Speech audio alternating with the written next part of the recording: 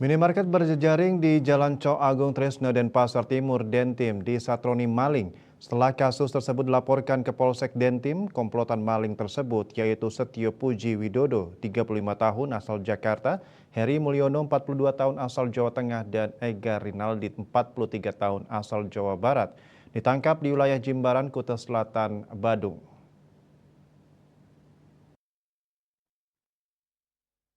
Modusnya pelaku memotong rolling door menggunakan alat las. Kerugiannya Rp45.455.480. Terkait pengungkapan kasus ini, Kasih Humas Polresta Denpasar, AKP Ketut Sukadi menjelaskan kasus tersebut dilaporkan oleh Gali Diki Kurniadi 25 tahun. Kronologisnya pada Selasa pukul 6.33 WITA, Gali ditelepon oleh Goit Sanada yang menyampaikan pintu harmonika toko terbuka dan ada bekas tilas.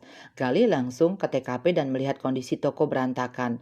Berdasarkan laporan itu, tim Opsnal Polsek Denpasar Timur dipimpin Kanit Reskrim Ibtu Madesene dan Panit Ibda Nyoman Pandu bersinergi dengan anggota Satreskrim Polres Karangasem berhasil mengamankan pelaku pada Senin 9 Desember di wilayah Jimbaran, Kuta Selatan. Saat diinterogasi, para pelaku mengaku awalnya kumpul di Jimbaran karena tidak punya pekerjaan, muncul niat mereka melakukan pencurian.